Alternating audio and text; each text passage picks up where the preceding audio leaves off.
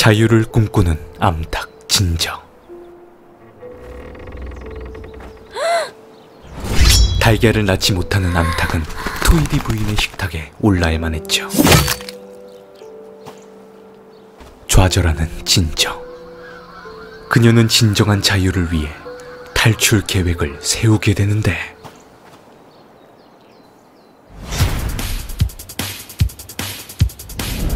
안녕하세요, 햄릿입니다. 근데 내 침대는 어디죠? 오늘은 닭 농장의 사토를 그린 치킨 런을 소개해드리겠습니다.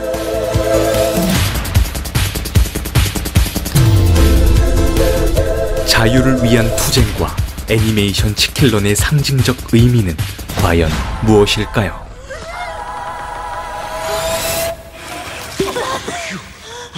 꼭 5분 속처럼 덥네. 달걀 낳던 힘까지 다하여 농장을 탈출하라. 애니메이션 치킨 런 시작합니다.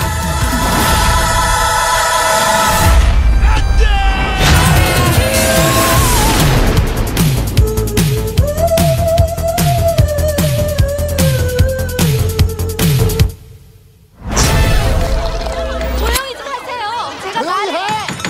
이러면 평생가에 탈출 못해. 정말 고마워요, 아저씨. 자, 지난 탈출 시도는 완전히 실패했다는 거 인정해요. 닭들의 수상한 움직임을 감지하는 토이디.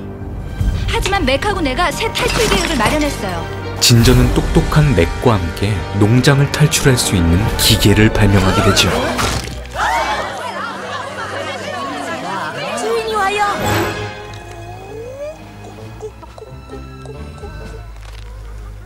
토이디 선생! 어디 있어요? 달걀 판매로 숨막히는 적자를 보고 있던 토이디 부인.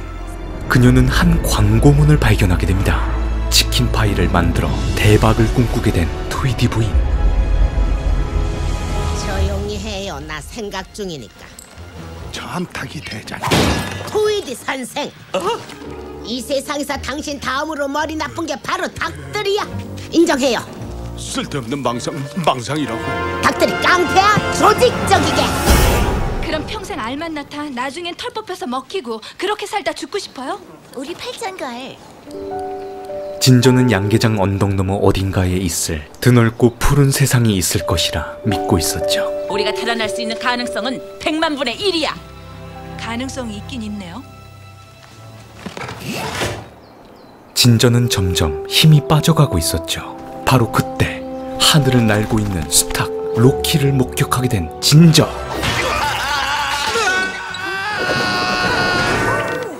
진저는 드디어 양계장을 빠져나갈 묘책을 찾아내게 되죠. 하늘을 날 수 있는 로키에게 나는 법을 배워보자고 제안을 하게 된 진저.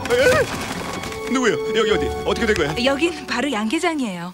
우리 닭들이고요. 처음부터 다시 시작해 봅시다. 나는 법을 가르쳐 주세요. 지금 뭘 했죠? 나라요? 안녕. 우릴 잡아먹는데도 전혀 아무렇지가 않나요? 이봐요. 고로 나는 떠나겠소. 저 길로. 바로 그때 한 서커스 차량이 토이저의 양계장에 도착하게 되는데, 그렇습니다. 로키는 바로 서커스단에서 도망을 치게 된 것이었죠. 찾아주면 상금도 있겠네요. 그럼요. 진저는 나는 법을 알려주는 조건으로 로키를 숨겨주겠다는 약속을 하게 됩니다. 혹시 당신 아버님이 심술 박사 아니셨어? 편안하세요? 아니요. 그렇게 시작된 로키의 비행 수업. 중요한 건 모두가 한 팀으로 움직여야 한다는 거예요. 좋아요. 그럼 시작해 봅시다. 하지만 로키의 수업은 무언가 이상하기만 했죠. 거기. 과연 진저와 암탉들은 무사히 양계장을 탈출할 수 있을까요?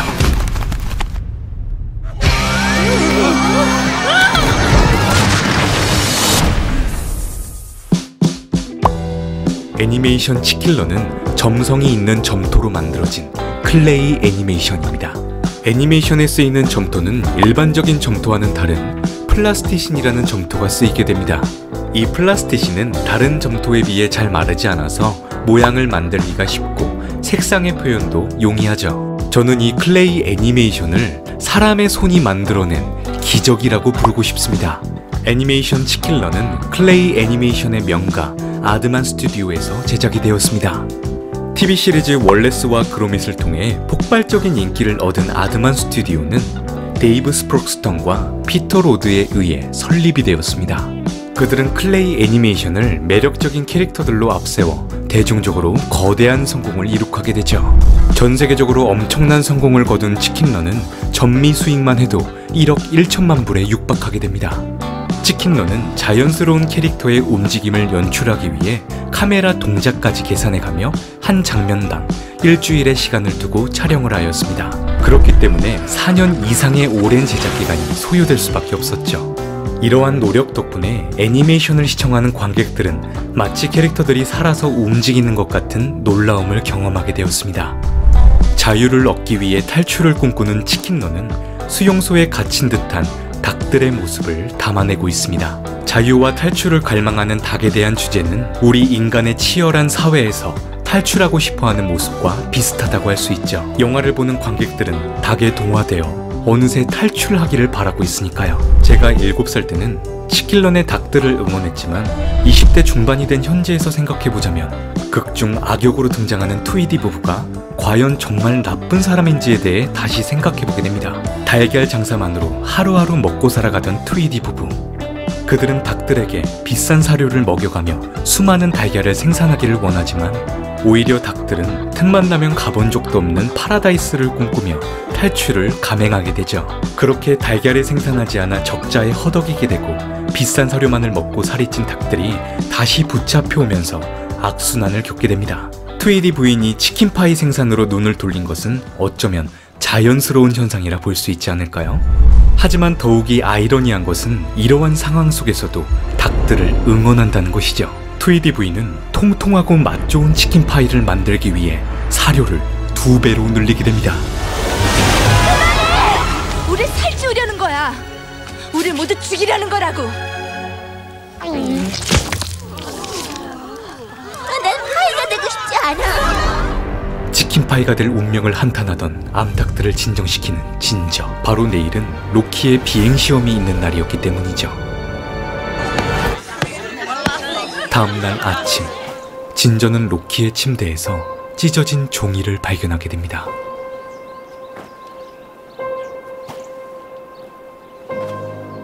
그렇습니다. 로키는 서커스 대포로 날 수 있었던 것이었죠.